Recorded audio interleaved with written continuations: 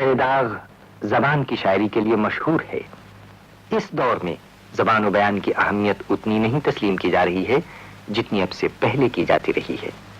आप भूले तो न होंगे शायद कि हमने इस अहमियत को तस्लीम करते हुए प्रोग्रामों का एक सिलसिला शुरू किया था, जबान व बयान। मौलाना अब्दुल खालिक नकवी मरहूम नदवे के फाजुल तहसील थे, अरबी पर कुदरत कामला रखते थे, फारसी, उर्दू और अंग्रेजी पर भी बहुत गहरी नजर थी। वो नहीं रहे, लेकिन उनके वो मकाल में जो ज़बान व बयान से मुतालिक हैं महफूज हैं। एक लफ्ज उर्दू वाले अक्सर इस्तेमाल करते हैं कि फुला चीज जो है वो गतरबूद हो गई या गदरबूद हो गई। ये लफ्ज आखिर किस जबान का है जी, और इसका चलन कैसे हो गया उर्दू में?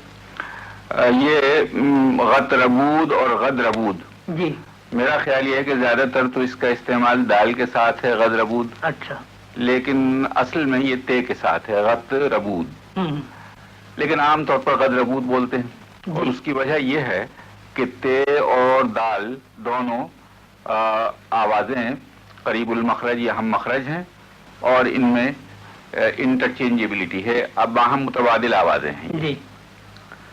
लेकिन कबल इसके कि मैं आपसे ये अर्ज करूं कि ये लफ्ज क्या है और कैसे बना और इसकी अरबी का है या फारसी का है, अगर आप इजाजत दें तो मैं एक मुख्तसर सी एक हिकायत सुना दूं आपको, बहुत दिलचस्प। जरूर।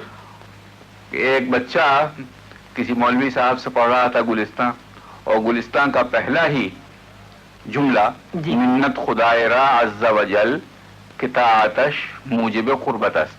तो मौलवी साहब ने बतलाया कि मिन्नत के माने एहसान, खुदा माने खुदा, रा माने को, और अज़्ज़ा वजल के माने मालूम नहीं, आगे चल। ये कुछ इसी किस्म का वाकया इसी गतरबूद के साथ भी है। अच्छा, कि वही हजरत सादी जिनकी गुलिस्तान है, उन्हीं की बोस्ता में जी। उनका एक मिसरा है, चुसादी कि गोए बलागत रबूद। अच्छा, चुसादी कि गोए बलागत रबूद।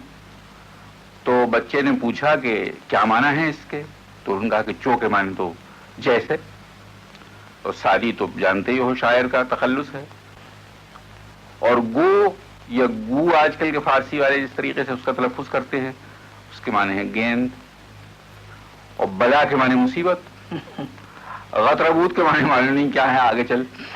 तो ये दर हकीकत जी, ये बलागत का गत है और रबूदन का रबूद है। ये तो अब जिस तरीके से कि वहां वो माना मुहम्मल होकर रह गए जी, और बात कुछ बनी नहीं, इसी माना में बिल्कुल अब हम आजकल बोलते हैं। अच्छा। और बजाय अब कि इसका इस्तेमाल ज्यादातर दाल के साथ होता है, गदरबूद होता है जी।